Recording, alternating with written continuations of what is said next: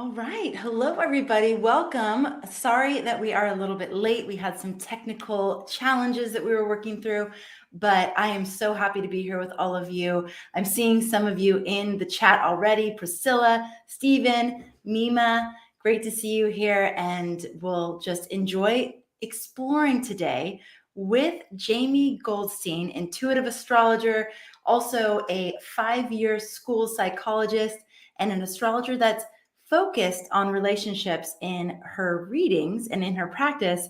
So today we're talking about Venus and Jupiter conjunct in Aries. It's happening now in the sky. And if you have not yet had a chance to go out and see it visually, oh my God, it's so breathtaking. I highly recommend, if you have clear skies and the ability to look in the sky, it's unmistakable. The two brightest stars in the sky, like looking like they're almost on top of each other, that is Venus and Jupiter. So the focus of this broadcast right now, we decided to go live just to cover this event and to talk about the energies of Venus and Jupiter, the energies of Venus and Jupiter conjunct in Aries, what this means for our relationships. I've also gathered some questions from our inner circle members. So I said, hey, Jamie's going to be on live. What do you want to know about relationships? What do you want to know about Venus and Jupiter? And I got some great questions for that too. If you are here live, please post your questions there too. We won't be able to take super personal questions, but we can take questions that are applicable to more than just your specific chart. So be thinking about that as we're here live. Jaime, welcome. It's great to have you here. Thank you for doing this. It was kind of spur of the moment. And I'm really grateful that you have made yourself available. And I know this is a very special conjunction for you personally. Do you want to tell them why? Yeah, I thought the timing was so perfect because this Venus-Jupiter conjunction is conjunct my Aries sun. So I was like, what a perfect invitation to be here and share what I love. Amazing. And is it like exact, or what is it in an Not O? exact. It's within like a few degrees, but it's Wow. super close. So I was like, this is perfect. Amazing. And how has your experience of Venus, how has your experience of this day been? And I'd love to ask all of you too, because it's been kind of wonky for me. Like, it hasn't felt like Rachel Lang on our weekly weather said, it's not going to be all roses and honey. And I've definitely had that experience. I don't know about you though, Jaime. How's it been for you? Yeah, the energies felt a little chaotic for me, but I feel that Aries like excitement and the stoking of the creative fires and the way Aries works is it is that spontaneous creative energy, and sometimes it can happen in a little frenetic type of way. Totally. All right, so let's start with the big picture. Venus and Jupiter conjunct in Aries. Like, give us the signature of that energy. Yeah. So for me, the intuitive message is Venus is our heart's desires. I mean, every planet represents so much, but she's the values of our heart's desires, our heart essence. And Jupiter is the expansion principle. Jupiter is our quest to live with higher meaning and purpose and inspiration, to live a life that's really meaningful. And Aries is a sign of like our sacred mission, our sacred purpose.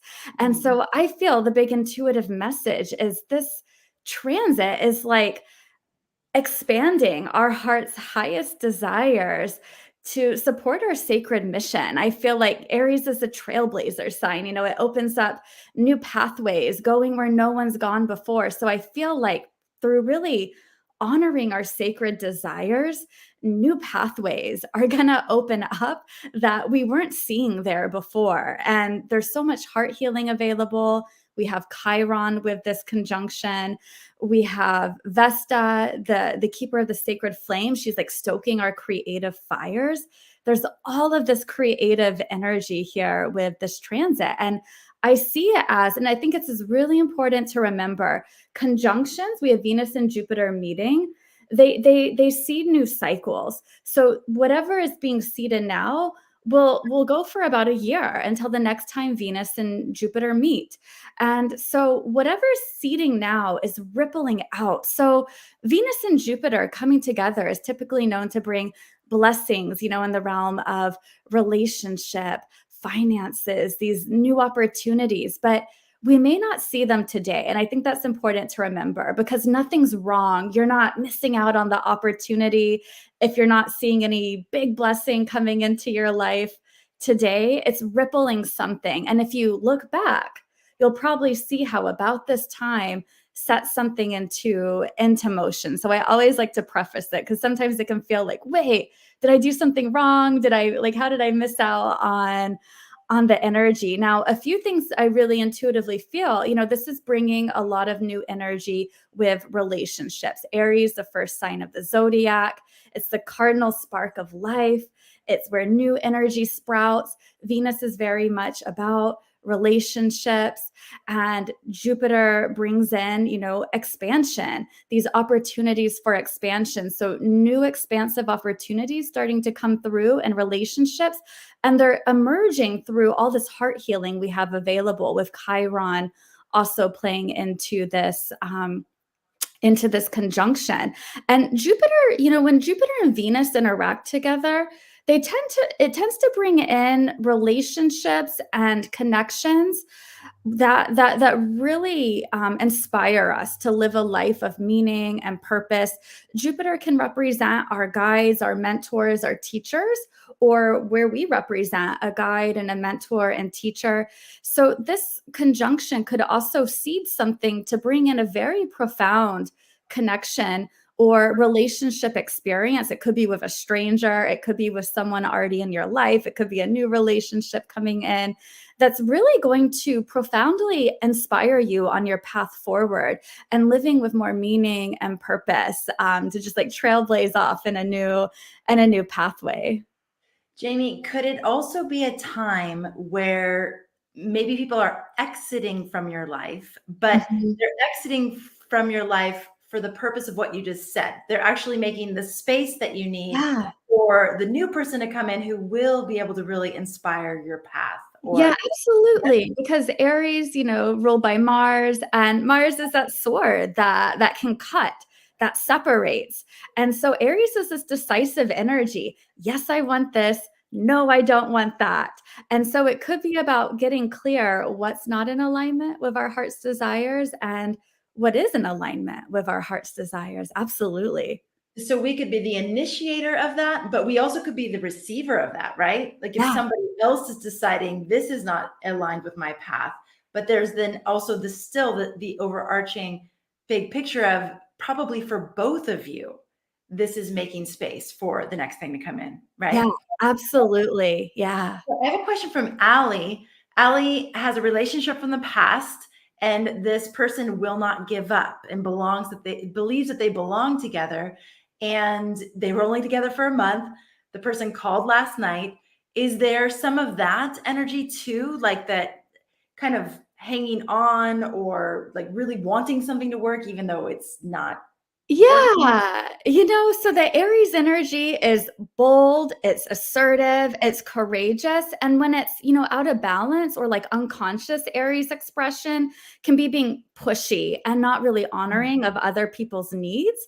And Mm. so I can maybe see how that could play in. And then also this conjunction, Jupiter's a planet of optimism, but again, out of balance, it can be just like pure wishful thinking or like over optimism to on the very end, like to the point of like delusion and illusion.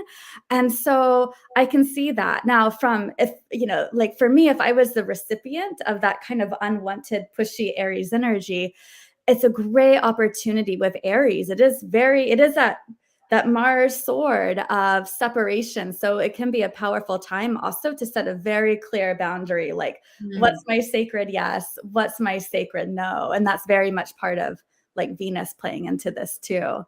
Love it, Jamie. Okay. So another question for you in terms of Jupiter and Venus, what are some common misconceptions? What are some common misunderstandings about this particular, like them coming together? Yeah. So, one of the big, I guess, maybe misconception, I'm not sure if that's the right word with Jupiter, is that people often think Jupiter is just about blessings, good fortune, prosperity, abundance. That is part of Jupiter's archetype. But Jupiter expands anything that it touches, both shadow and light. And so, how we're relating to the energy, it will amplify and expand both of those. And then, Venus, she also is the other benefic planet. They're known as the two great benefics. And so there could be, a misconception that this conjunction is just all feel good, rainbows and butterflies, and that could be a part of it. That may be our experience of it. But again, it's expanding. It's going to expand relationship things. It's going to amplify Mm, relationship type things. It's going to, Venus very much relates to our self-worth. mm, And Chiron playing into this conjunction, we could have a lot coming up that's revealing where have we not been like honoring our self-worth, or where do we have wounds around our self-worth. I think a big part of this conjunction is Venus is our heart's desires. And many of us have wounds, and they're really like self-worth wounds where we may not even be able to acknowledge or be in touch with our own desires of our heart, let alone receive them. Venus is a receptivity principle, let alone embody them.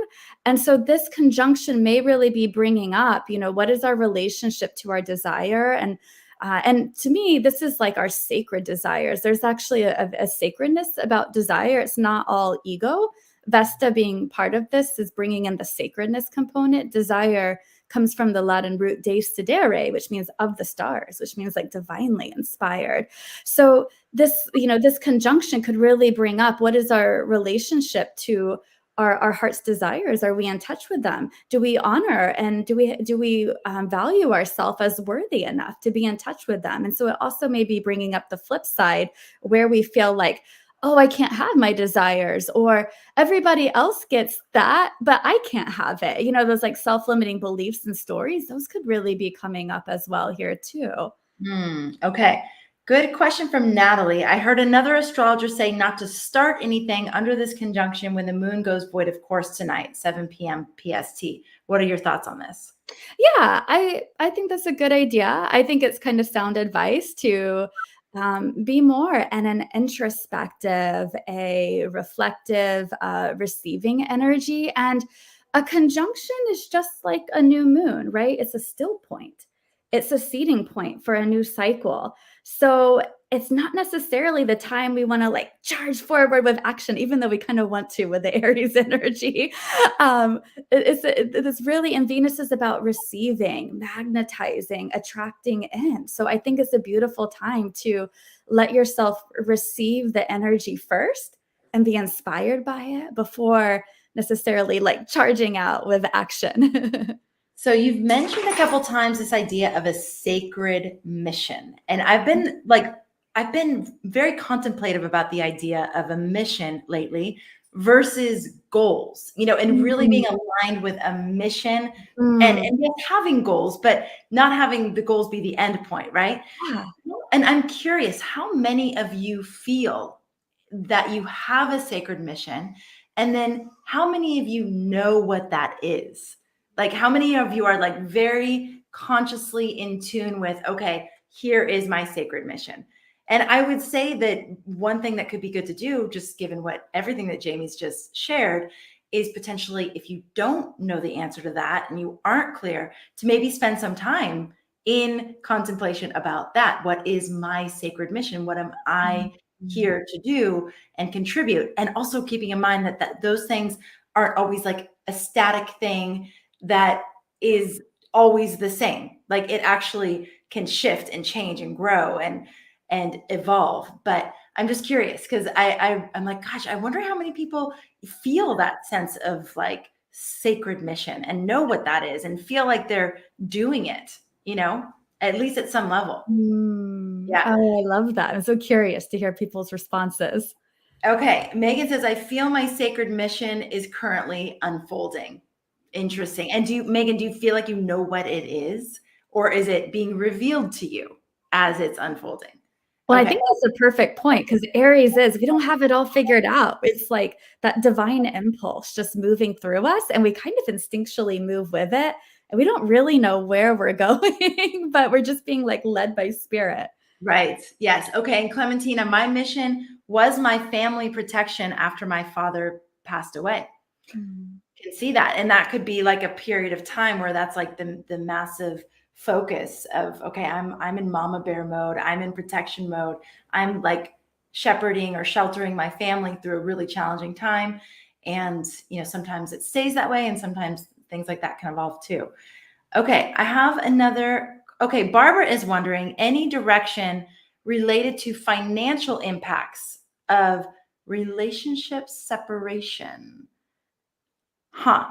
So maybe a situation where they're separating and there's a financial entanglement, right? And Yeah. so how could a Venus Jupiter conjunction give insights into how something like that might play out? Yeah, that's a great question. That's one of those where I like really have to specifically look at the chart and look at eighth house, second house things. But Venus does represent our resources and our money and our finances. And Jupiter brings this expansion energy to it. So just the general kind of interpretation with this transit is it can bring opportunities for, auspicious things with our finances. Okay. All right. 12 and C's ask, what is the degree of the conjunction? Just wondering, the specifics of the Yeah, degree. 12 degrees Aries. Okay. All right. I'd love to go to some of the questions from our inner circle members. And one of them is from Vera. Vera asked, are there placements that show lasting marriage potential or no lasting marriage? They're not lasting marriage potential. Like, are there things you can see? And I think Vera was speaking directly about her own chart and wondering, can you tell from a chart whether or not someone is like sort of Yeah. designed for a lasting marriage, I guess? Well, so one of the things we look at, and I guess maybe this is, if I'm thinking more like synastry, where you look at the relationship, the dance, the interplay, the connection of two souls coming together. And we look for, Venus, particularly Venus Saturn, how they're playing in the chart. Saturn is this indicator of longevity, of long-term nature and a relationship. So Saturn is something, Saturn sometimes gets a bad rap in astrology, but Saturn's an amazing planet. And Saturn can really point to there's something that lasts, there's something solid here in a relationship. Now, in just a personal chart, I actually, we can certainly see signatures where someone might have more of an inclination to want more freedom, want to experience like a different, freedom in relationships and to have more like mini relationships as opposed to like a long-term one. And again, Saturn's one of the things that I would look at, as well as things with your seventh house. And but a lot of that I do think is like the belief realm. And so I think if it's within someone's heart desire to have a long-term lasting relationship, and that's something they've not experienced, what are maybe some of that's where I would get deep into the relational dynamics of what are some of the barriers perhaps with unconscious things, with relationship dynamics, how to like work through those. Okay, awesome. Roseanne is wondering, can you tell what type of partner someone should be looking for if you know their Sun and Venus? I mean, so again, this is sort of assuming that Sun and Venus are the most important planets when you're looking at a chart in terms of attracting a partner. That's one assumption that's in the question. Yeah. So I'd love to hear your thoughts. Like what you just mentioned, Saturn. When you're looking at somebody's chart and you're looking at the ideal partner for that person, what are you considering? Yeah. Oh my gosh. There's like so much to this. It really is. Every chart is so unique, like a snowflake. It's really how things interact together. I think that's one of the big kind of misperceptions about like synastry, like compatibility astrology is just looking at sun signs or just looking at Venus. There's so many things. I mean, a few of the main things we start with are like sun moon connections, Venus Mars connections. It's just so intricate. And one of the things, you can look at astrology in a way, who would be really compatible with me? And there's kind of there's pros and cons to that, because oftentimes what we'll do is we'll deny aspects of our own astrology chart, and we'll project like other parts of our astrology chart onto a partner, and we're looking for an external person to complete actually our own astrology chart. So we're doing a relationship kind of off of a projection. And that works for a little while. Usually it can feel really great and blissful for a little while, but we have this evolutionary urge that always wants us to move towards individuation and wholeness and fullness. And so then over time, we'll have to learn problems will happen in the relationship, and we'll have to integrate within ourselves. So yes, we can see compatibility. There are some typical synastry things, but it's interesting that the synastry experts, if you watch them, they'll say, there's not necessarily a good or bad compatibility. It's really, we can work with any type of relationship between two charts. And it's just a matter of like, how much inner work do people want to do? Because sometimes what looks like the best synastry, the most compatible people do not work. And then the most charts that seem like they would not be a good fit chemistry wise, they have amazing chemistry and amazing partnerships. So it's so intricate that really, there's so much to it. I love what you said about projecting aspects of our own chart that we haven't really owned. Yeah. I did that for years. So my Mars is in Leo. Yeah. And my first husband, my first business partner, they were Leos. And I was sort of expecting them to do the Leo thing, to lead and to show up. And I was in more of a supportive role.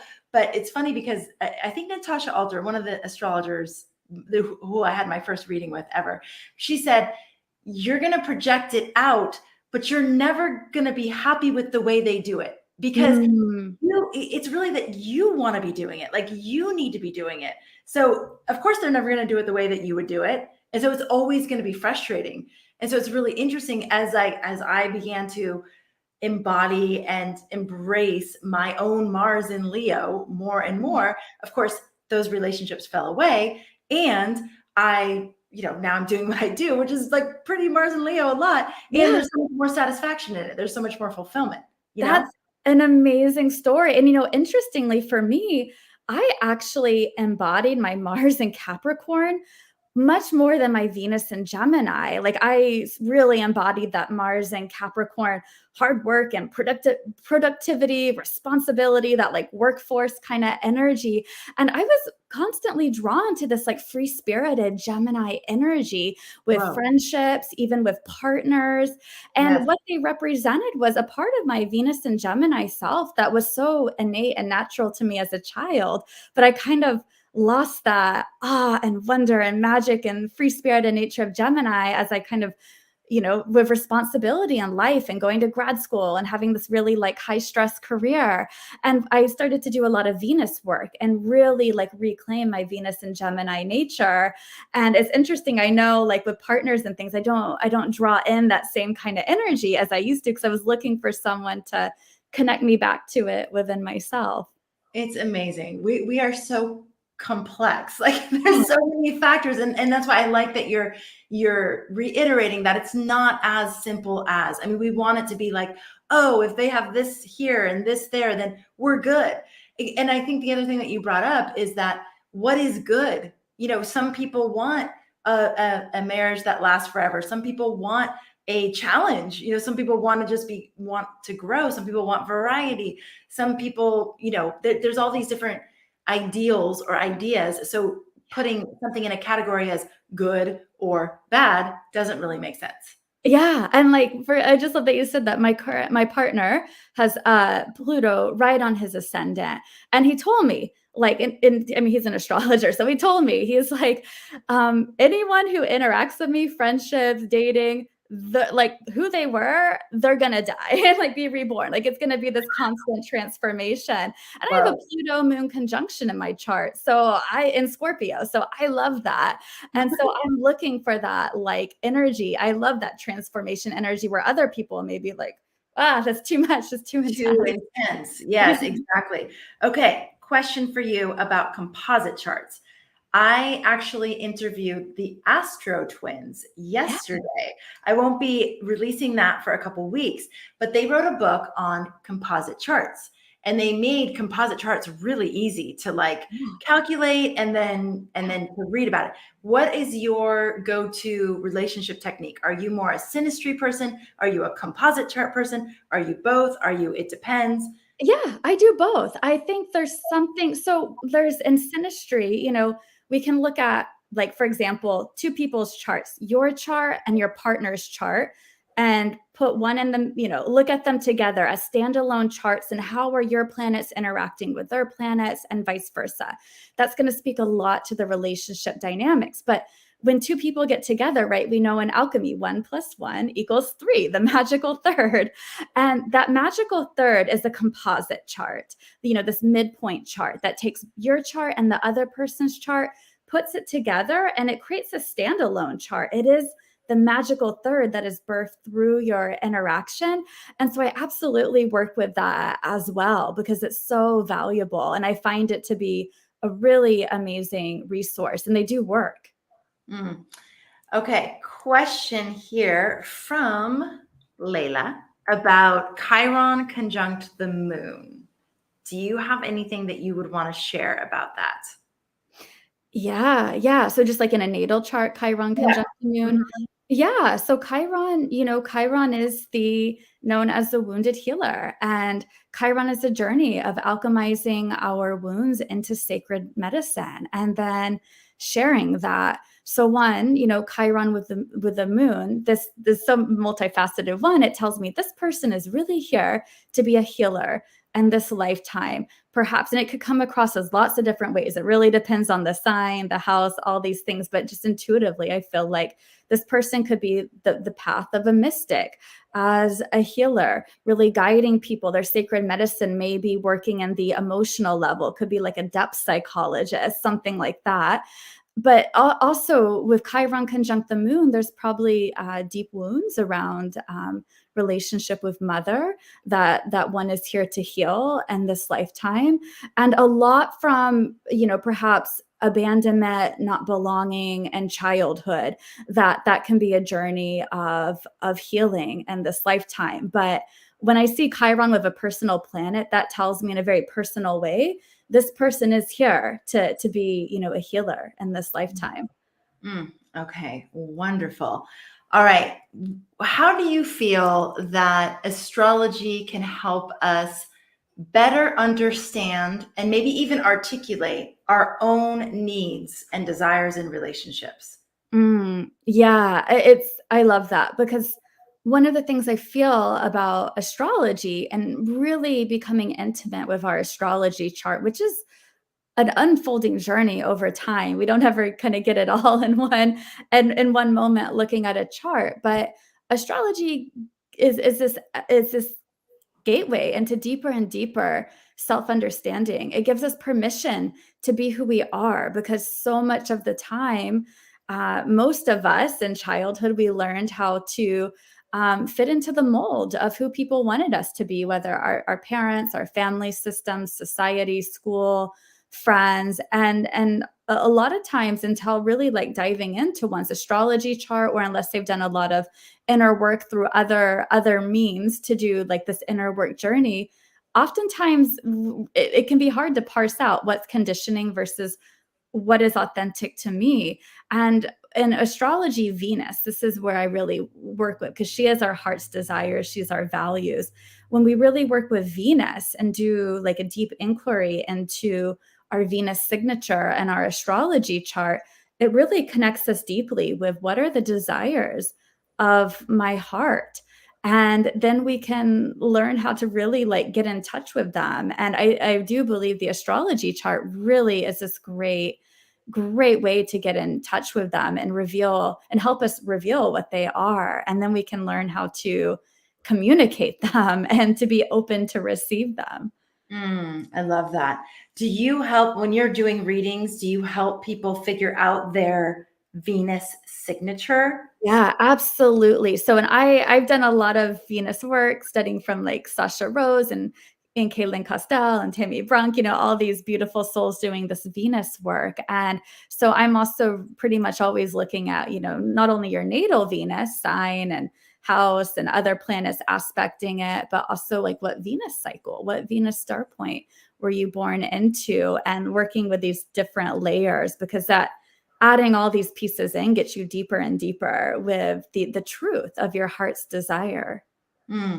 Okay, well, we're stoked to have Jaime on our Astrologer Connect reading platform. So any of you who want to figure out your Venus signature, if you have specific relationship questions you want to work through, she's available via Astrologer Connect right now. You go to astrologyhub.com/Astrologer Connect, look for Jaime's little profile, and you can book a reading with her there, which is awesome to do. Okay, I want to ask you a couple more questions from our Inner Circle members. And then any of you here live, if you do have questions, basically we're focused on the Venus, Jupiter conjunction in Aries and all things relationship and love. And that can also be relationship with yourself, because we know that we can only take care, someone else can only take care of us as much as we are taking care of ourselves. And so there's that capacity to be loved is matched by how much we're actually loving ourselves. So it's this dance that we're constantly in, right? Okay, so Shivani was wondering about Venus retrogrades in general. What is the Venus retrograde energy? What does it bring into our lives? And Shivani was asking this specifically because we have a Venus retrograde this summer. So just kind of, how a little bit of foreshadowing about that energy.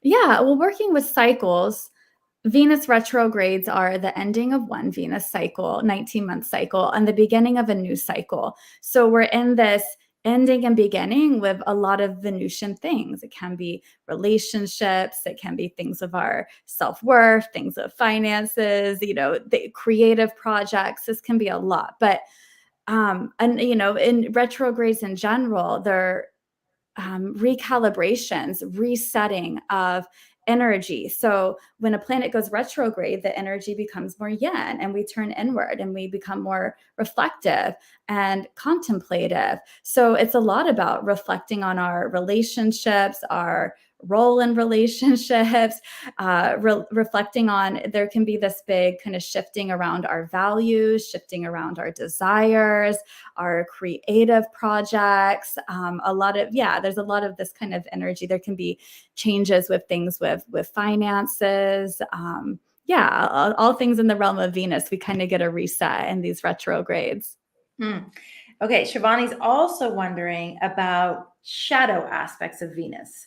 We talk a lot about like the beautiful aspects of the Venusian energy. What are the shadows?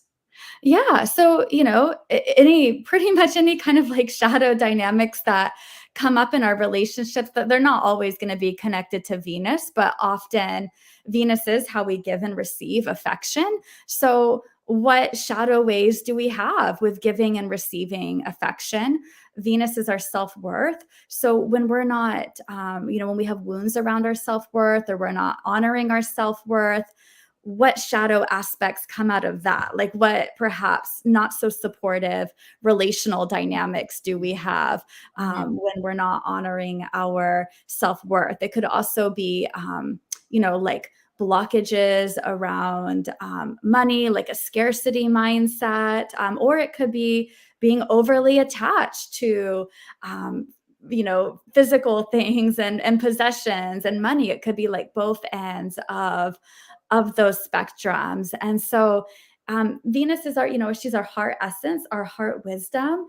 And so when we're really not connected to our heart wisdom, there can be, how do we relate with others from that place, from like blockages with our heart? And those will speak to some of the like shadow dynamics that can come up with Venus. And if you really look at like what sign your Venus is in, the kind of the shadow aspects of that sign you can look at that. How do those play into like your relational dynamics? Okay, so my Venus is in Capricorn. So I would look at the shadow aspects of Capricorn, Yeah.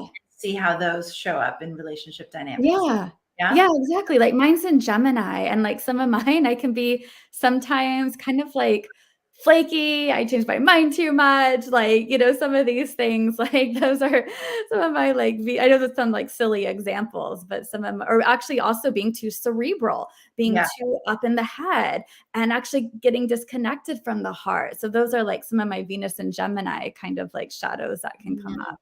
Yeah, I would say getting too serious, like forgetting to play, like just Yeah. and I'm really aware of that, just knowing that how Yeah. important playfulness is. So, but I also know I had a friend in high school that my mom said one time, she goes, I really love when you hang out with her because she helps you be less serious. And I was like, am I serious? I didn't know that. So, Yeah. yes, okay. Renee is asking. Well, Renee's question was about when she can expect a beloved to come into her life. I changed it a little bit just to make it applicable to everybody. Yeah. What would you look for in a chart to answer that question? I'm sure people ask that all the time. Like, when is this person, when am I going to meet my beloved? When am I going to meet them? How would you even look in a chart to see that? Yeah, interestingly, this is something I've seen in several people's charts actually that I've worked with recently.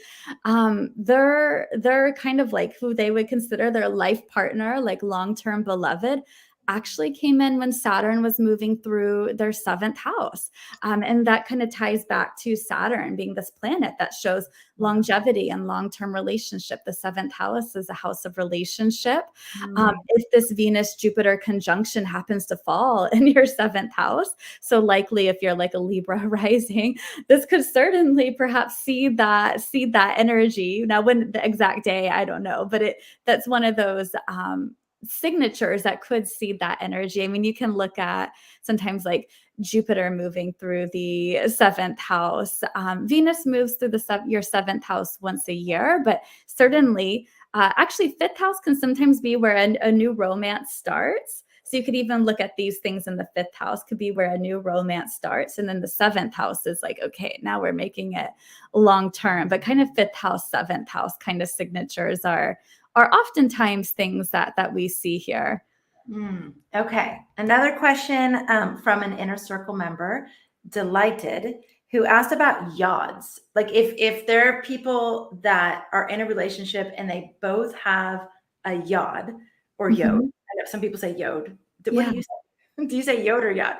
Yeah, I think, yeah, I've heard it both. I usually say Okay. yod. Yeah, it's the finger of God. Right, right. It's a If they really both have the same one and it's pointing in the same direction, what might that indicate? mm, And I love that she's like, I'm just asking for a friend. Like, it's I not love about me, I'm that. asking for someone else. That's one that's kind of hard for me to bring through something without actually looking at the specific details of charts. Yeah. I have no doubt that it's significant, but the exact meaning I feel like is very kind of like chart specific. Okay. Question here about what would you say are, like, I know people probably even on the Astrologer Connect platform, you're getting relationship questions. Would you say that's the number one thing you get as a reading astrologer? Some I would say like kind of sole purpose as in relationship questions are probably about like on par. But Yeah. yeah, it's one of the big reasons why people come for readings. What's one of the like most common misconceptions people come in with when they're asking you questions about their relationships? Yeah, usually like, is it gonna work? Yes or no? And it's just I don't believe looking at two charts or the composite chart together will tell you yes or no. It's really a matter of how much inner work do you want to do, and you can use your chart as that catalyst for it. How much inner work does the other person want to do, and then how much interpersonal work are you willing to do together? So how empowered a person's willing to be has a big impact on the essentially what what does it mean that's going to come out of the reading? But I think that's probably one of the biggest misconceptions, just like a yes, no, will it work? It's so much more intricate than that. Okay, another question here. What are some techniques that you use to help your clients through relational conundrums over at Astrologer Connect? Yeah, that's a great question. It's very intuitive and specific per person, but a lot of it can be doing the inner child work, perhaps doing some of like the parts work, because all the planets represent these different aspects or parts of self. A lot of it is the shadow work. Illuminating, making what's unconscious conscious and revealing what are these hidden forces that are driving our relationship dynamics with self and others. Some of it's working on, really, I would say this is a big part, getting in touch with someone's true desires, helping them arrive at that through like diving deep into their chart. Working on, sometimes it's just, working on communication strategies. How do I actually communicate the desires of my heart? And a lot of it too is like, how do we disrupt some of once we make what's conscious make what's unconscious conscious, and we see some of these hidden dynamics that maybe aren't so healthy for us. Now, how do we actually disrupt the unhealthy dynamic and replace it with a healthier dynamic? And so it can be a lot of tools. Sometimes it's self-regulation, mindfulness, embodiment. There's so many tools. So yeah, there's a lot that I'll pull in. Can you think of a client, without of course saying the name, but a situation that was specific that someone was going through, and you were able to uncover a pattern in the chart and replace it, or give them a tool to work with it, and they were able to transform it? Like, have you had that experience, and can you give us a little taste of what that looked like? Yeah. So this is kind of interesting what's coming to mind. And maybe it's because how Vesta is really playing into this Venus-Jupiter conjunction. I've actually had a few clients, and one of the big things was like dealing with a lot of like repressed anger in their relationships, and not feeling like there was a space to really like communicate what they wanted to communicate. So it came out as, and I truly say this with love, as patterns that didn't feel supportive for them, whether it's like passive aggressive, these type of patterns. And trust me, I've done all these myself too. So I say this with love, but something, and it was how Vesta was actually playing into their chart, maybe with the transits into the chart. But I worked with this with a few clients, how to actually we worked with this, creating like a ceremonial, a sacred container. And they asked their partner if they would actually be willing to participate in this with them. And in a very like sacred ceremonial way, where there was like altar building and creating a ceremonial way to actually to have that sacred reverence there, an opportunity, a container to like actually communicate what they wanted to communicate and bring that through. And I know for a few clients that was actually very healing in their relationship, to have that space where it felt safe, and their partner, that was a big thing. Like, were they willing to participate and hold that container too? But it was kind of interesting. I've heard that was from a few clients that was really, really transformative and powerful within their relationship. Interesting. I recently had an experience like that with my love. Wow. He requested, instead of let's have a talk, he said, can we have a listen? Can we have a listen? Like, there's just some things I need to share. And it was like, wow. And so, but it was the like setting of the space. We didn't do altars and all that stuff, but it was a very clear that there was going to be a space set just to like speak and listen and receive. And he was like, you don't need to say anything, just listen. And it was amazingly powerful to do. Yeah. I love it. Jamie, thank you so much. This has been so much fun. I'm going to see if there's any other, somehow, I thought astrology would somehow help me break it off with my boyfriend. And to my surprise, it helped me find love for myself. And now I feel I have found the friend I wanted in him. Oh my God, Melinda, that's amazing. I mean, I think so often we're like, it's not working, like it needs to end. But one of the things, and I don't know, Jamie, if you've had this experience too, is it seems to me like until we've played that pattern out, we will keep recreating it with the next person. Like it will come maybe with a different costume and maybe a different, form, but it's kind of the same pattern over and over until we find that thing. I love this. It helped me find love for myself.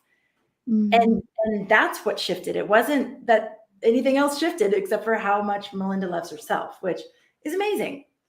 Amazing. Do you Mhm. see that, Jamie?